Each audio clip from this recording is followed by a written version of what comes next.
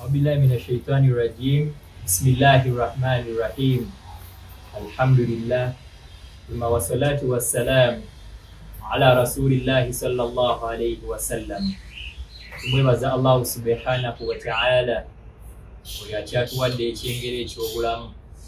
Ebyengero ebingi byatuwa nze naawe tetusobola bimalayo.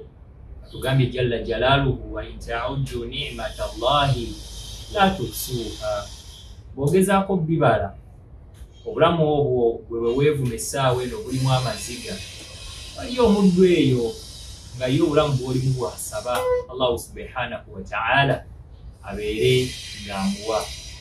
Tubaaniriza ku Jamaldon Media wamu ne An-Nur online classes nga tugenda kutunuulira hadithi empanvu naye nga tugenda gitemamu mpola mpola insha Allah. Tusharinge, tulaikinge insha Allah, tukomentinge, tubeerenge emisomo gino egy'obusiraamu gitambula insha Allah.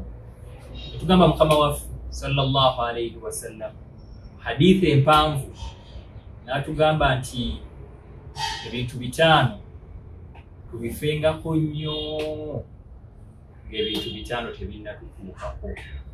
Siraamu ali eyo atulaba atugambye bino ye Mukama waffe sallallahu alayhi wasallama. Allahu subhanahu wa ta'ala gwe yayogerako n'agamba wama yantiqu anil hawa in huwa illa wahyu yuha. Talina kyayogera ng'akyogera ku lwakwagala kwe. Buli kyeyayogeranga kyonna bwavanga bubaka kuva wa Allahu subhanahu wa ta'ala. Nabwekyo ebintu bino tubiwe nnyo akadde tubiwulirize. Bw'obanga obirina kozesa ebintu ebyo nga bino ebirala bye batugambye tebinnatutuukako. Ekisooka yatugamba Mukama waffe sallallahu alayhi wasallama tukozese nnyo obuvubuka bwaffe ng'emyaka gy'obukadde teginnatutuukako. Obuvubuka kye ki? Mu Busiraamu kye babalanga omuvubuka bw'obeera mulenzi giba emyaka 15 paka emyaka 40. Awo bakubalanga muvubuka. So omukyalwa singa atandika okugenda mu nsonga ze z'abakyala okusukka ku myaka 4 aho ba tokyali muvubuka era byonna by'okola bakuyita musajja mukulu. Yali ayogera ku buvubuka sallallahu alayhi wasallama yagamba obuvubuka kitundu ku ddalu. Obuvubuka obwo nga w'obulaba kitwale nga olaba apple neetooloovu bw'eti. Half of that apple ekitundu ekimu w'okizza eno n'ekirala n'okiteeka eri. Kitundu ky'obuvubuka ddalu. Bwe tokyewuunya omu tulina we twali nga waliwo munnabyabufuzi omwatiikirivu wano e Uganda baali bamukutte mu bitundu by'e Busoga ebyo. Abantu ne beegugunga ne bagamba abamute ffe gye twaddukira okudda mu mayumba fe abakuzeemu ku myaka tusanga abavubuka batugamba seeka tugenda mu kibuga tubabuuza ate mugenda wa? Nti seeka eri kikutte. Nti eri ki ekikutte? Seeka kyakutte dda naye nga kyebagamba ekikutte masasi. Tulaba masasi tulira nti abantu bali mu kufa, embooka eziwedde emirimu, naye bwe bagamba kikutte ne balinnya ku booda ne bayingira bagende gye kikutte. Kati tolaba nti olibeera ddalu yennyini. Osobola okugamba nti omuntu oyo mulamu. Gwe owaayo teweebuuza lwaki omuntu asobola okukwata jjiiri ate n'agisalaasalamu ebituli. Obwo bwe bita eddalu. Naye kati fe ababeera mu makanzu nga basanga ekkanzu ogisazeemu ebituli. Era kyovula ffe bazambala bagamba enseeka mu mukaddiye. Era ddala tuba tukaddiye. Naye omuntu akwata ejjiini ye ate n'agisalamu ebituli. N'agamba ogwo gwe mulembe oguliko. Tolabanga ddala libeera ddalu. Yayogera bituufu Mukama waffe sallallahu alayhi wasallam. Obuvubuka kitundu ku ddalu. N'ebyokulabirako ebirala bingi. Abavubuka bakola ebintu ddala ng'olabira ddala bagenda owagira omupiira nga batudde waggulu ku kifuso ng'e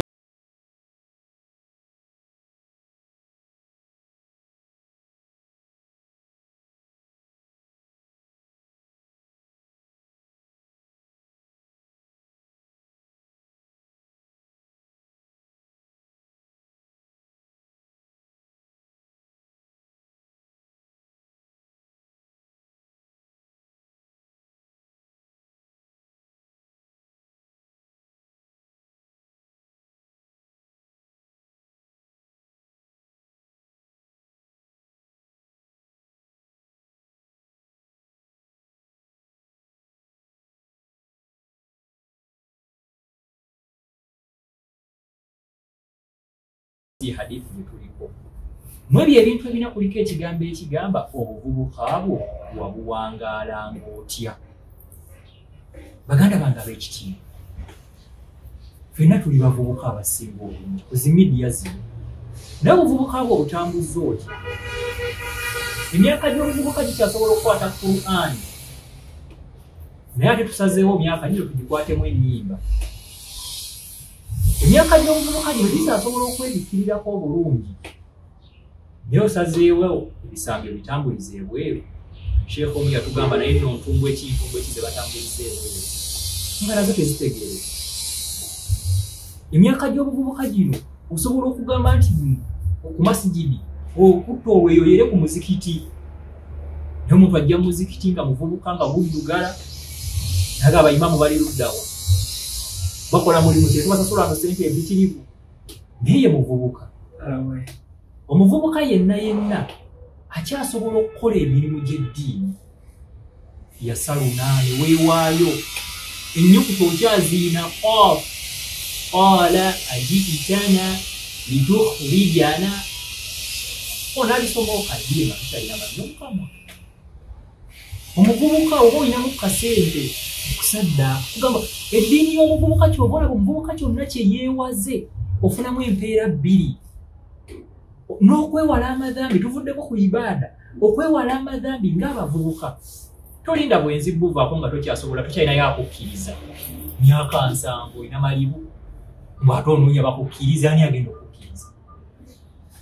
Naye gino emyaka kafeesi kakyategeerekeka, n'ogamba sigenda kukola butambuze, oli kiwala kirungi n'ogamba ngenda kwebikkirira wadde ekisambi kimyufu.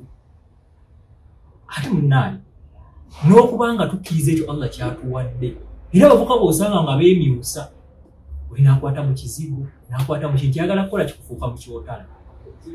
Ebirevu olinaga kale wadde nange sirina, naye wadde temujja kugamba nti kino, era wadde muntu n'obusanga ekireko omuvubuka ate okikalakase omuvubuka akitiikirize. Naye okubeera omuvubuka wali ebintu byetusaana okuba nga tusobola obyerekereza. Beetingi papulako wokatulako, nze nali nkozeeko risaaki ne bakandeeterako nkalabeko, kuli obuntu obuyitirivu 2.9, 7.3, 2.6. N'osanga omukadde agamba nti bw'okwata ddolo ya maaniyo eriko 7.6, oteekayo ebbiri ofuna 9.8, awo amaze okugalukirawo. Naye nagamba obwongo bwa Qur'ani bwagaanye. Si kati ebintu ebyo bizibu, ebyo nga basobodde obbiyiga. Amagezi amayitirivu ge tukozesa mu kwogereza abaana abawala, n'amulimba n'amugamba nze gwola bantu ngenda kuguliranga enkoko enjokye, ngenda kuguliranga KFC, ngenda kuguliranga enkoko ya musajja waffe owewandegeya. N'ogamba nti obwo n'obwongo lwaki abukozeseza mu kukola ki? Mu kusoma eddiini yaabwe. So abavubuka bingi tusobola amalayo obuvubuka, amaanyi okyagayina agasamba omupiira, naye agayimuka ekiro gw'otayina. Nabwe kityo tukozesa obuvubuka bwaffe. Enkya obukadde bugenda kunkonya, ng'onaaba osaliddwa nnyo. Kubeera omusajja omukulu atamanyi kusoma Qur'ani, ng'onaaba osaliddwa nnyo. Kubeera omukyalo omukadde atamanyi na kusaala, ng'onaaba osaliddwa nnyo. Okubanga owangadde ku duniya eno n'okula ng'obadde tuli musaddaase. Nabwekyo ibaada esinga omusajja omukulu tasobola zikola. Omusajja omukulu okuyimirira ettaraweehe era asala era akabbiri bambi, amagulu nga gamulumye, n'agamba ku batabani agende neeyaleko wali, era balaba mu ttaraweehe bajja n'obutebe, najja n'atuula. Naye ate ekyennaku osanga omusajja bakulu nga babeera mu ttaraweehe, avuka abeera wali kukwata nsobi eyo, ayi ne tagijjaeyo bulungi, bagikuwa ogisaze ttaraweehe. Kale olaba bino ebintu twali tubimanyi, naye lwakuba si ffenna tujja kuba baseeka.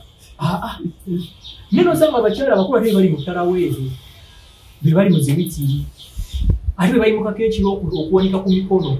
Abavubuka abato omwana abeera ku tikitooto ne yeebaka ssaawa 9 gwa kiro, yeebasa omwendo n'azuuka olusalasula.